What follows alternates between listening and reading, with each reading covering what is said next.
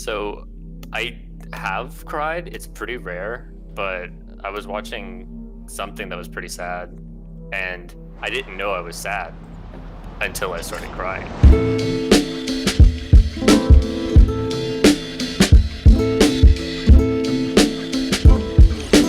Welcome back to Other People's Lives. I'm Joe Santagato. I'm Greg Dybec. For anyone out there that wants to be a part of the show, want to be a guest on the show, don't hesitate to reach out to us. You can go to oplshow.com or send us an email directly at oplpodcast@gmail.com. Yeah, and if you want to join our growing community on Patreon, head over to patreon.com/OPL show. You'll get weekly bonus episodes and be part of our Helping Other People initiative, where you can help us decide what to do with a portion of the Patreon funds every single month. We kind of do a new charitable venture, so we've done things like give back to guests. Joe and I have gone on a shopping spree and got kids' clothes to donate to a charity, so you get to be a part of that as well. And that's patreon.com/OPL show. So today we're chatting with a man who reached out to us with a really interesting subject line that read emotion blindness. And what he was referring to was something called Alexithymia. I always get stuck pronouncing these hard ones, which is a trait in which someone is unable to identify or describe emotions. And a headline I read was titled, "For People with Alexithymia, Emotions Are a Mystery." And approximately 10% of the general population has this. So today we'll be speaking with someone who has, as he said, a quite severe case of this, and we'll be learning more about this psychological trait and how it affects his life. But firstly, thanks for taking the time to be on the show today. Thank you very much for having me. Yeah, of course. So I gave a quick, cookie cutter definition of alexithymia, which I'm still getting used to saying. But can you describe to us in your own words, what this is and how it affects you? So alexithymia is I usually use the metaphor of color blindness for people who can see color. It's like being colorblind to emotions. So the emotional blindness is kind of how people refer to it, but that's a pretty good way of describing it very quickly. Yeah, alexithymia. Was I saying alexithymania? Yep. Yeah, you were. What? And we just went over this before the show. That's how difficult it is. It sounds like a Mania. wrestling special or something. Alexithymia. It's Yeah, WrestleMania. right? That's Okay. what it is. Well, but we're gonna keep this in. I'm not doing it over. So yeah, that's super interesting. I'm kind of interested in sort of the origin of how you sort of figured out I have this thing that not everyone else has, in a way, because it's one of those things that it's not like it just happens at some point. I'm assuming you're just born with this. When did you sort of realize that you were incapable of sort of figuring out emotion, or however we are describing this? I think I started kind of figuring it out around middle school age, so just around puberty, which kind of makes sense. I kind of could just tell that I didn't react the way that normal people did to certain things, didn't respond a certain way, couldn't really take my thoughts and say I am feeling this way about whatever. It just didn't really make sense to put things in emotional terms because I'm just not aware of it. I think it's emotions are subconscious for me or something. I'm not entirely sure the mechanism. So is it that you still feel the full spectrum of emotion? It's just that you can't. Is it that you can't process them, understand them, or just the language behind describing what you're feeling?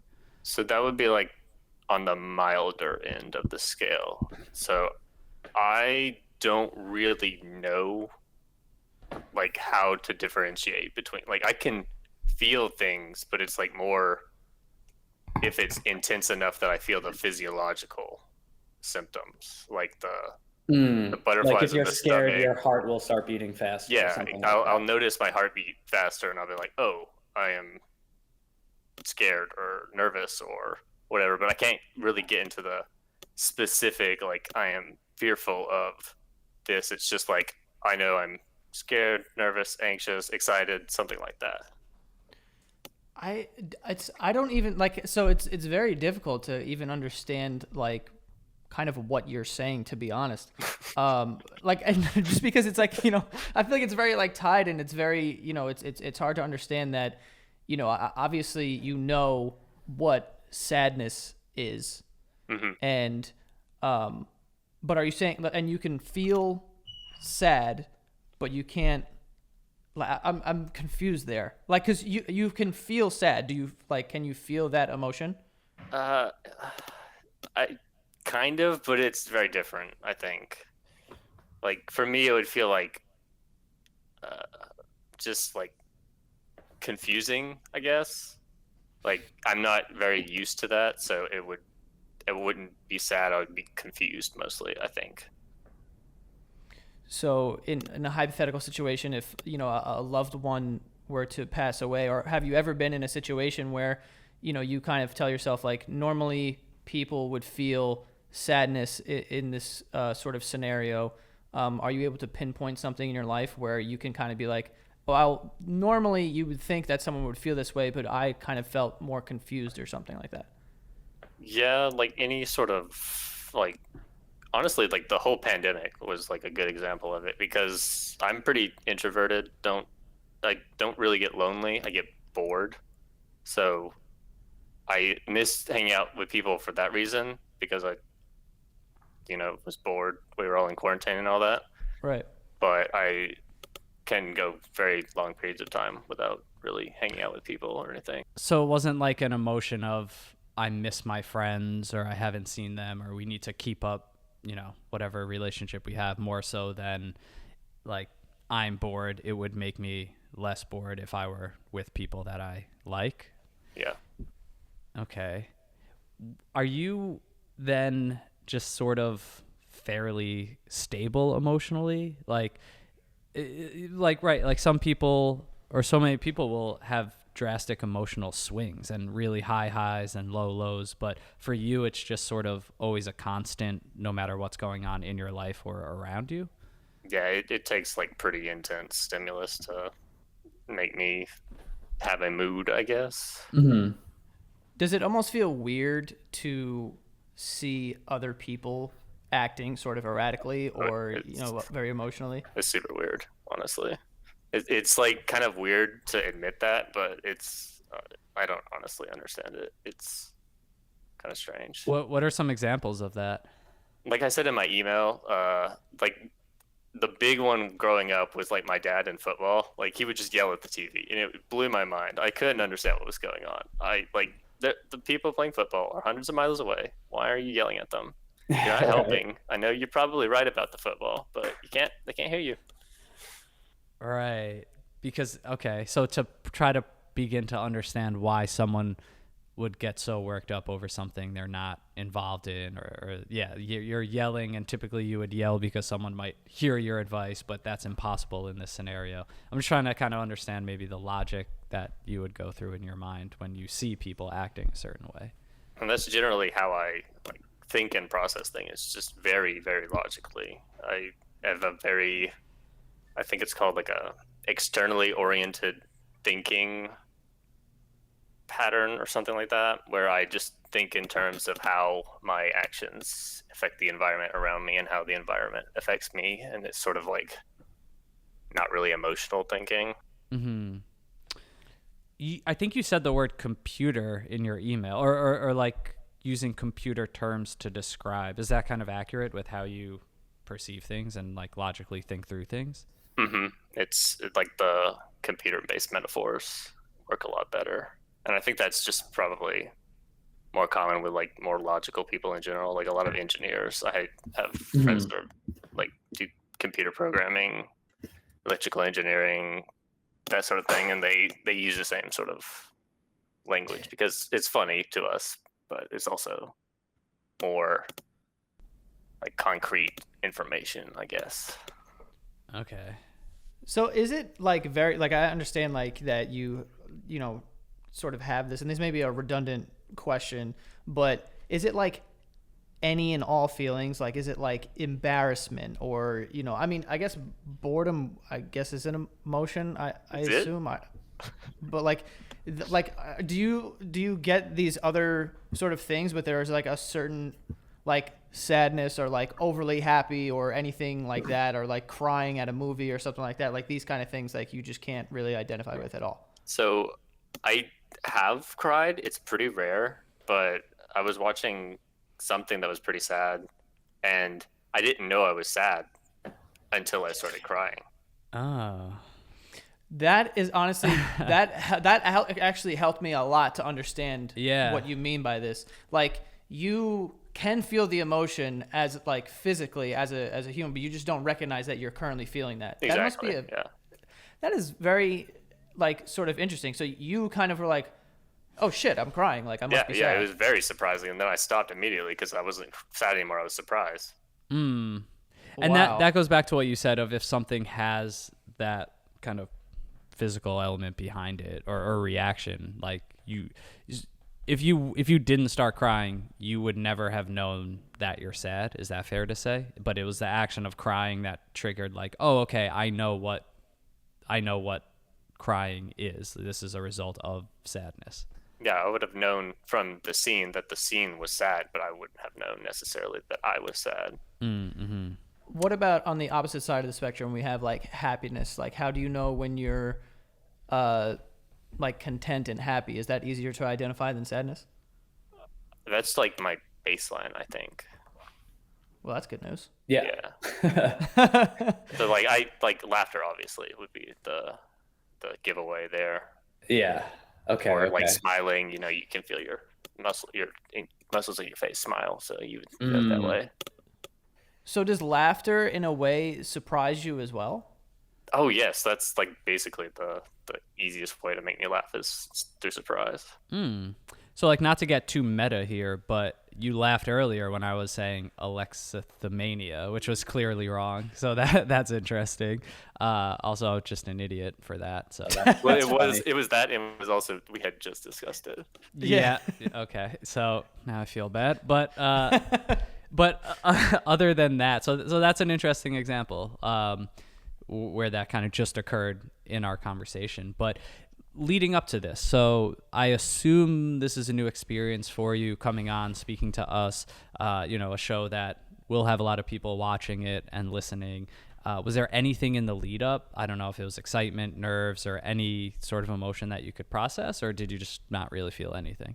So I can feel my face, and it's kind of warm, and like my hands are kind of warm. So I'm guessing that's either excitement or nerves, probably both. Wow.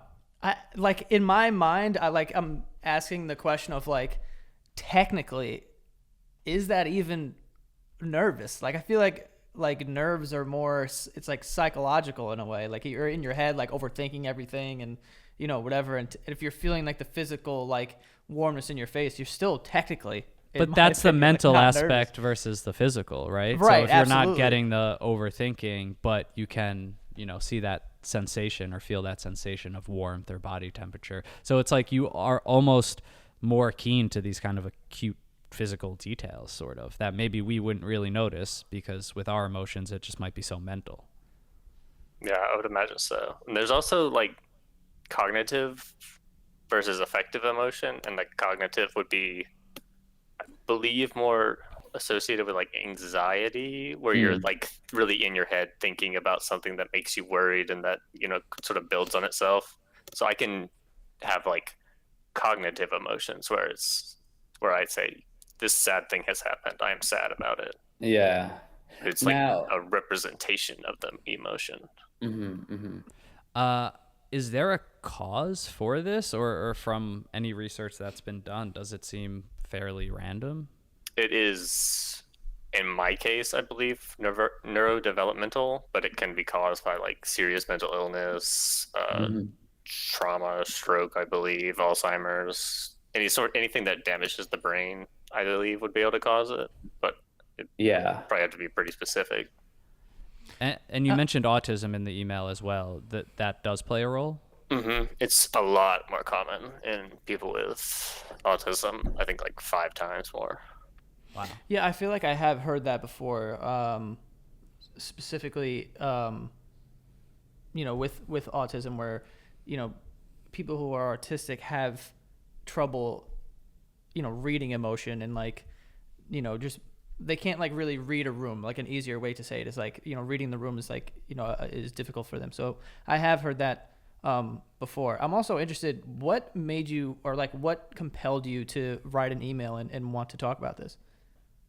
Coworkers and I were talking about the show, and I asked them at some point if it would be interesting to talk about this, and they thought it was pretty interesting, and I was bored. It's good logical answer. There it is. So something in your email was really, really interesting, where you described that you view emotions as a puzzle to figure out when you have time or interest. So this figuring out of this puzzle of emotions, what does that look like for you? Like, is there a process that you have when you kind of take the time to try to, I guess, unravel emotions or understand them better? Well, it could be as simple as what we've kind of been doing, where I just kind of observe my physiological state and kind of guess based off of that. But also, I am pretty interested in like just studying them and seeing how they work, just because I don't understand them intuitively, I guess. Yeah. Do you think, and I'm very interested in this answer, to be honest, would you rather, like, do you think it's a pro or a con? Or I'm assuming there's like, pros and cons to having something like this, but when you see other people and, they act erratic, or they get really sad, they get really happy, do you envy that? Or do you feel like you would rather have the situation that you're currently in? Or do you like wish you were more emotional? That's kind of what I've been trying to figure out for ages, but I think I'm pretty content. It seems very chaotic, honestly.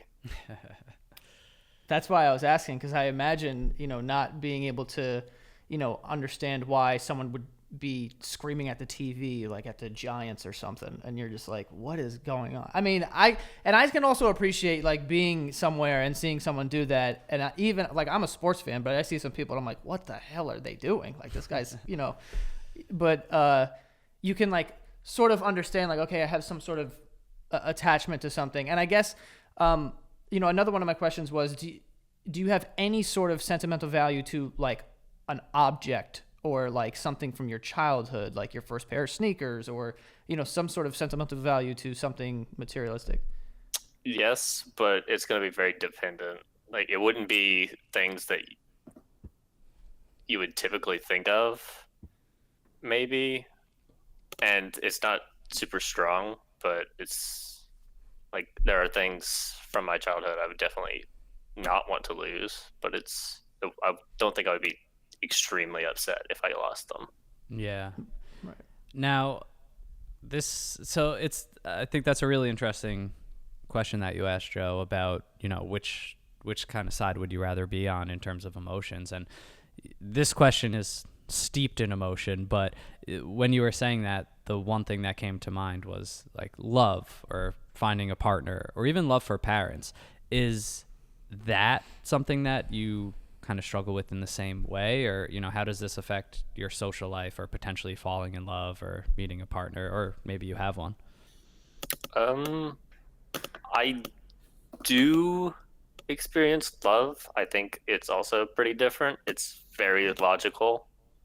Like, I guess normal people would have like feelings about someone, but I have reasons. Okay. So to me, that seems more important. But I don't know how other people would feel about that. I think that, it's like when we're just talking about love, I think there is two sides to that. Like, I think that there is the emotional and also the logical. Like I think people have reasons, but I do think that, there are some people that they have friends who are obviously bad people, but they have some sort of attachment to them emotionally that, I guess, going back to the question that I was asking, like, which side would you rather be on? Like, if you didn't have that emotional attachment, it would be easier to kind of cut these people off, because you wouldn't have the emotional, and you would have all the logical reasons of being like, this person is not good for me, and that could kind of be a positive way that this would be enforced if you didn't have the emotional attached to that. So I do think that there is, a good deal of both involved in that. It is interesting though that you feel like there's more just reasons and not feelings attached to that, because I think a lot of people, it starts as reasons, and that sort of develops the feeling that results in sort of attachment in a way, and maybe dependencies in some cases. Mm-hmm. Yeah, and I mean, it's interesting because when you talk about love, that's also something that you can get so wrapped up in emotions that it actually makes you think differently or not think logically in certain cases, Right. just because of how powerful it is. But yeah, so if you were to, meet someone as a potential partner, what does that process look like for you then? Is it a pros and cons list in a sense? So I definitely prefer to get to know people before I would be romantically interested in them. Like I'm not really sexually attracted to people, but Mm-hmm. definitely am aesthetically and romantically. Mm-hmm. So I don't really go based on looks. So just like seeing someone and thinking they're attractive doesn't make me attracted to them. Mm-hmm. They're just fun to look at, I guess. Right. So I guess with like the reasons when you say that, is it, I guess I was trying to think of like what would reasons be, and the first few things that came to mind were all based in emotion, right? Like, oh, she makes me happy or fun to be with, but is for you, would it be more so reasons that are just based in logic? Like, I'm trying to think of an example. Like a good job. Yeah, or you like know, we have similar schedules, we have a good job if we combined our incomes, like things like that, or are we overthinking? I think it would be more like shared interests, shared values. Okay. Like you want to spend time with them. You don't feel drained in their presence, like I kind of do for a lot of people. Mm-hmm.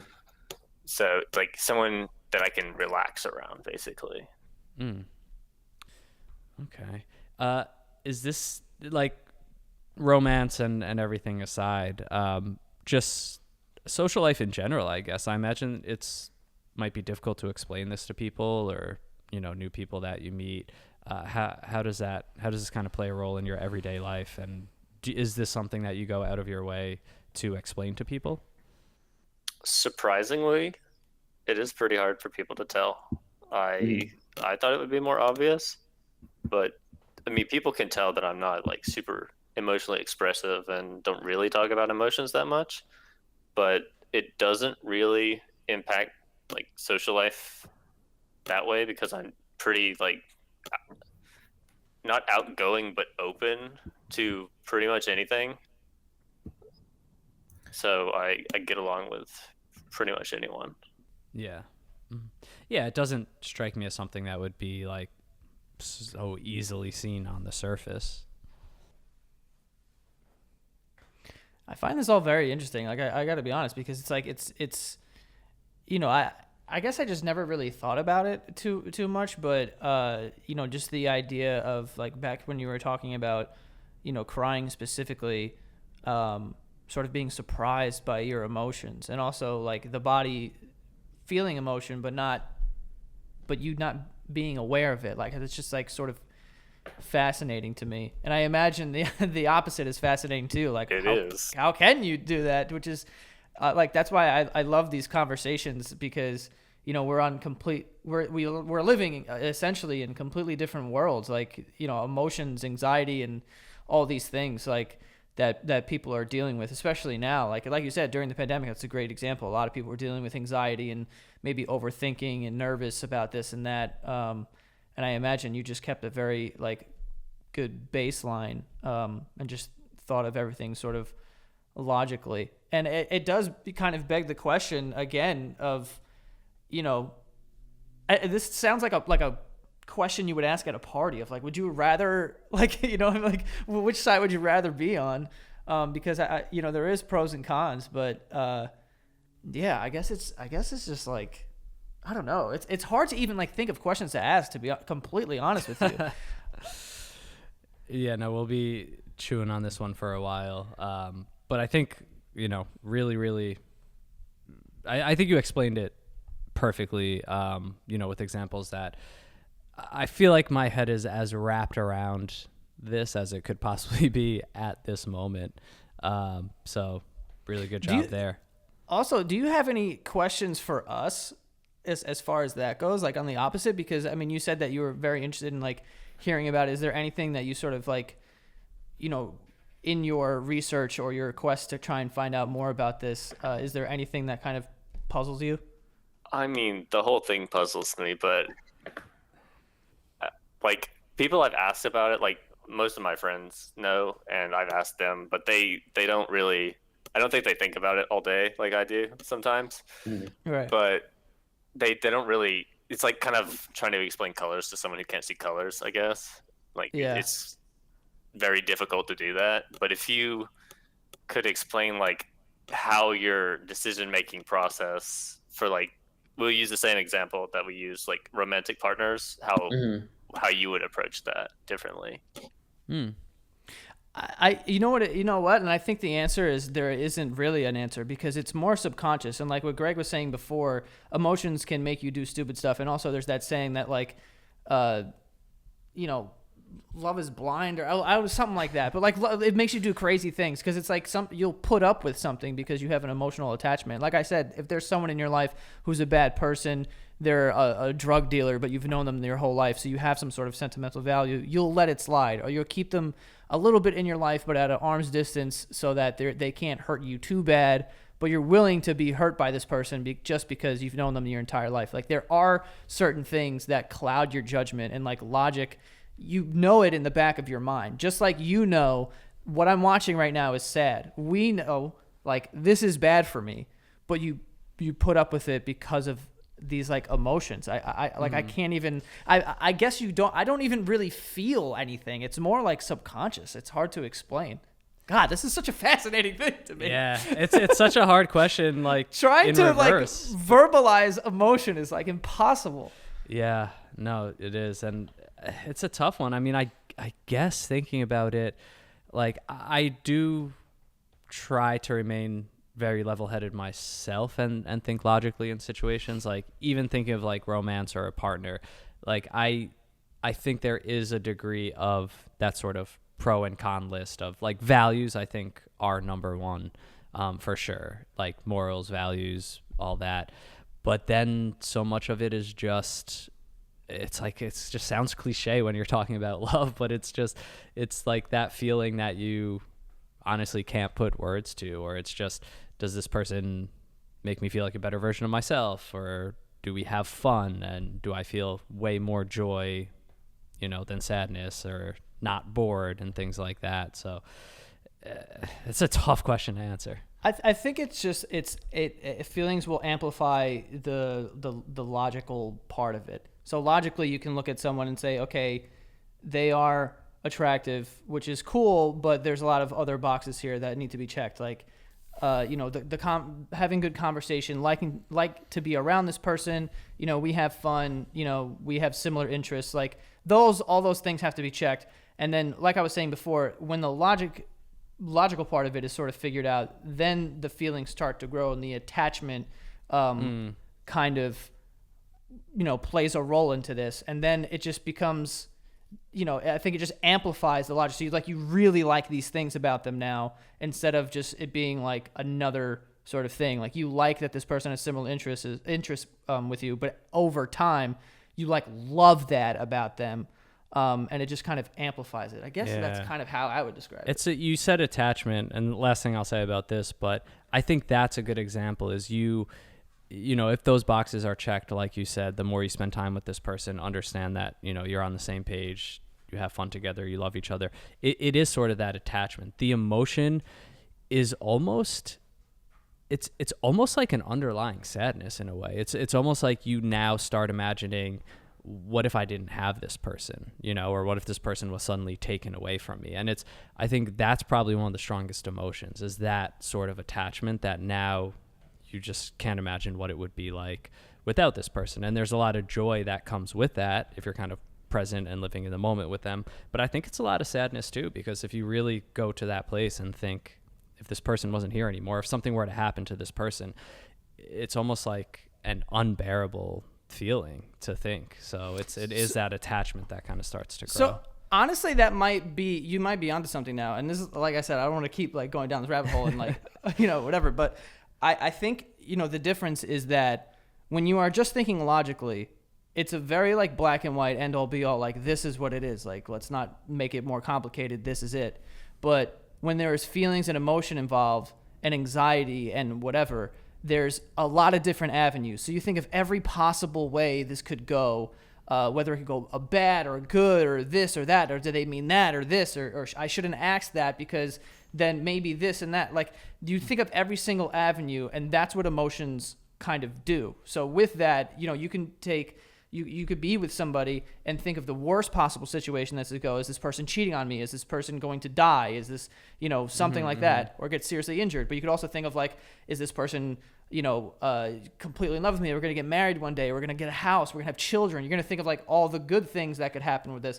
But I think when you're thinking of it logically, you're thinking of like in the now, right now, black and white. Like, is this person's just fun to be around right now? Boom, that's it. And it's kind of like or a little more. Or maybe the difference is with those things you said, when you do think those thoughts of the future, of children, of what if they died, there is just so much emotion that comes with that. But you really, you just caught us off guard with that question. I guess it's, now I feel like we have the taste of our own medicine now. Like, we're asking you questions about this, and like, it's hard. We're getting it back, and like, we're trying to figure it out too. Wow. But yeah, I mean, it's fascinating, and we're really, really glad, that you did choose to send the email. I think this was just an awesome conversation. Love episodes like this where the email catches us so off guard that we just, this wouldn't even be on our radar to try to find someone with it, because we didn't even know that it existed.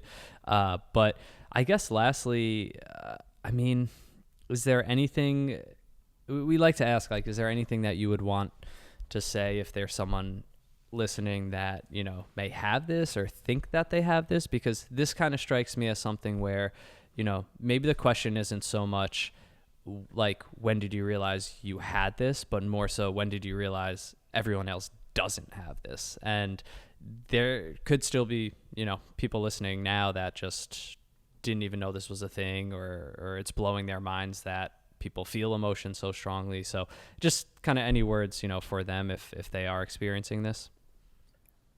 It's actually pretty common. Like 10% of people experience it to some like significant degree. So you're not broken. It's definitely, it's not hard to deal with. It, like, generally, I don't think people even notice unless it's brought to their attention. Do you find that it's easier to identify, who's a good person, who's a bad person, because you're able to kind of strip out the emotional part of it? Yes, I think that's why I don't really date that much, because I could just really tell if I'll get along with someone pretty quickly. And I don't really see the need to like extend it past the point where I've made that decision. So that's kind of why I tend to want to get to know someone before I start seeking that connection. Right. Yeah, it seems like you're probably a very good judge of character in people. I like to think so. Well, I hope we passed the test. I don't know. I was all over the place today. It was pretty fun. Well, we appreciate you coming on and taking the time and talking to us. Like Greg said, really fascinating. Glad you were bored enough to send us an email and get on the show. I'm glad I was too. Awesome. All right, man. Thank you so much. Thank you. Have a good rest of the day. You too.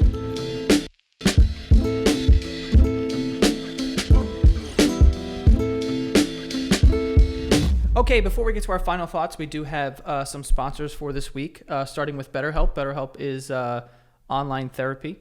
You can start communicating with a licensed professional in just under 48 hours. They also make it very seamless for you to switch from each counselor so you can find the right fit for you, which is, a big part of it. I've been in therapy for about 2 years now, and I love it. I suggest it to everyone. It's kind of like, if you're into exercising, or it's kind of the same thing, like a mental exercise. I think it's very good to have someone that you could kind of just talk to and vent to, even if you're not, immediately going through something, some sort of trauma or something like that. I think that it's very helpful. And BetterHelp makes it very easy for you to, start communicating. Also, you can just set up video chats or texts or calls with your therapist. and it's great. And not only that, but listeners of other people's lives will get 10% off of their first month if you go to betterhelp.com/OPL. That is betterhelp.com/OPL, and you will get 10% off of your first month of therapy. Join the over 1 million people who have taken charge of their mental health with BetterHelp. So definitely go check that out. I've gotten a lot of DMs from people saying that they love it. I know a lot of people think they can't eat healthy because they're so busy during the day, but honestly, it's just not true. Aviv is a quick, easy, and delicious blenderless smoothie that provides plant-based proteins and nutrients when you need them most. They literally couldn't have made getting a healthy smoothie easier. It comes in sets of small frozen cubes, and all you do is add the liquid of your choice, let the cube quickly melt, and then you shake it up, and boom, the perfect smoothie with no blender in sight. There's no added sugar or preservatives and only high-quality organic fruit, veggies, and plant-based protein. If you're busy and always on the go but still want to eat healthy, you have to give Aviv a try. Plus, you can sign up for a subscription so you always have your favorite smoothies ready to go. Order online with the code OtherPeoplesLives20 and get 20% off plus free delivery right to your door. Visit Aviv Nutrition and discover Aviv's delicious products today. That's EVIVE. And use the code word OtherPeoplesLives20 for 20% off and free delivery right to your door. And lastly here, we have DoorDash. Okay, get what you want to eat right now, right to your door with DoorDash. Along with restaurants you love, you can now get groceries, other essential items delivered with DoorDash. You get drinks, snacks, household items. You need paper towels, which I do, and soap or whatever, shampoo. Like I've used it for weird things. I was supposed to use it today and I totally forgot, but now I don't have any paper towels. But yeah, also you're craving late night ice cream or something, you get DoorDash, someone will bring it right to your house. Over 300,000 partners you can support your neighborhood go-tos or choose from, your favorite national restaurants like Popeyes or Chipotle, Cheesecake Factory, whatever you want to do, whatever you're feeling like. Ordering is easy and your items will be left safely outside your door if you choose, contactless delivery. And right now, for a limited time, our listeners can get 25% off and 0 delivery fees on their first order of $15 or more when you download the DoorDash app and you enter the code OPL. Okay, that is 25% off up to a $10 value and 0 delivery fees on your first order when you download the DoorDash app in the App Store and enter the code OPL. Okay, don't forget that's the code OPL. 25% off your first order with DoorDash. All right, subject to change, terms apply. Okay, there you go.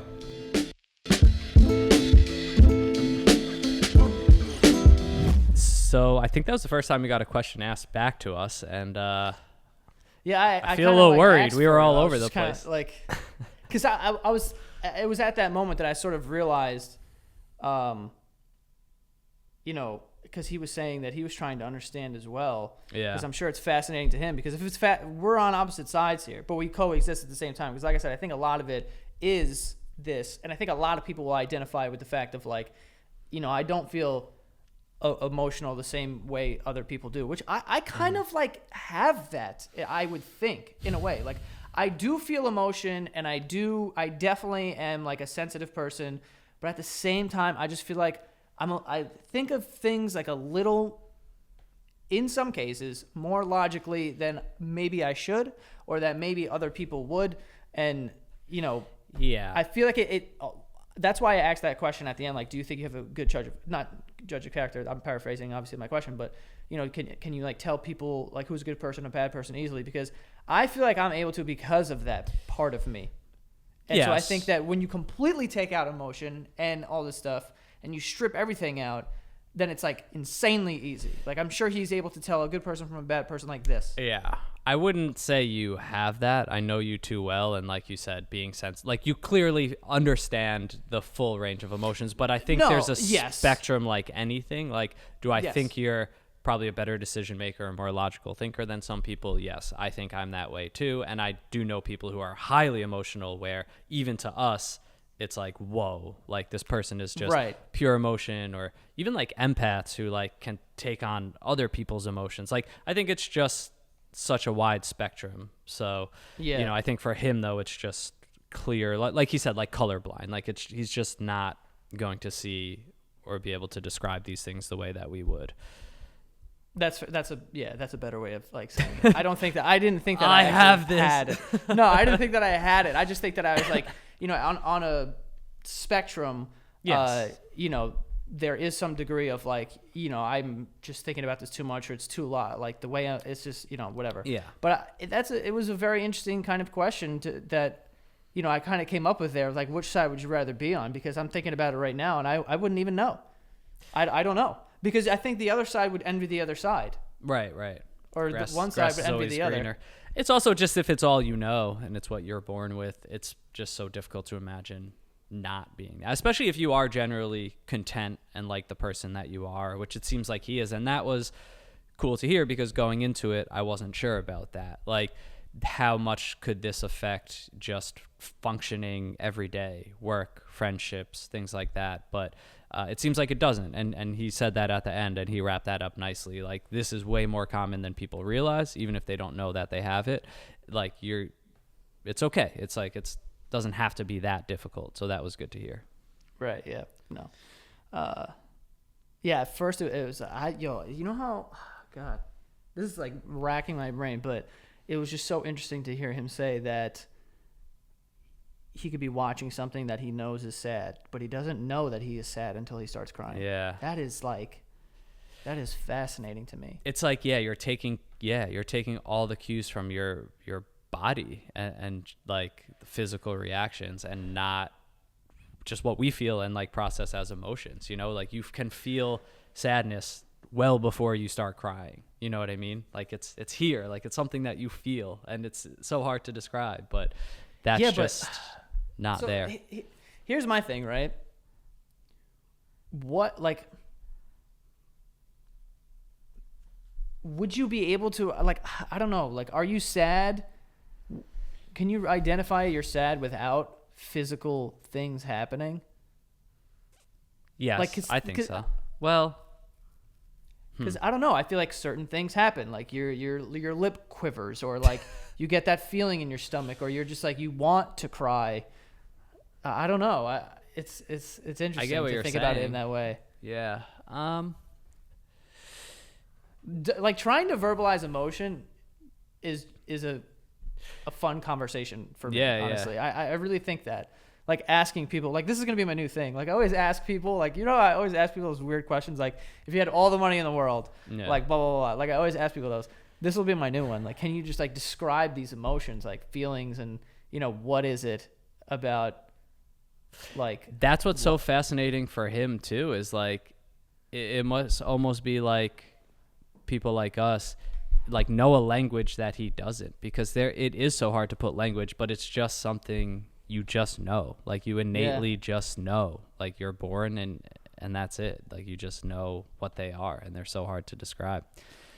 yeah, it just feels like an imaginary hand on your back just pushing you in one direction, and you don't really have control. It feels like when it comes to emotion, at least, it's like, I can't help it. This is gonna happen. I am going to cry. I am upset because of these things. Like, I don't know. Yeah. Well, And it's also interesting because I thought the mental aspect creates the physical, but apparently not. yeah. Because he's feeling the physical without the mental. I thought, because when I can think of my grandma being dead, and that would make me sad. So I have to think of that, and you think of the good times, and you think about how much you miss her, and it makes you cry. I mean, Or it's like when still mental in the sense that it's like neurological. Like, your brain is probably still telling your body to do things, but it's not mental in the sense that you're understanding that process. You know what I mean?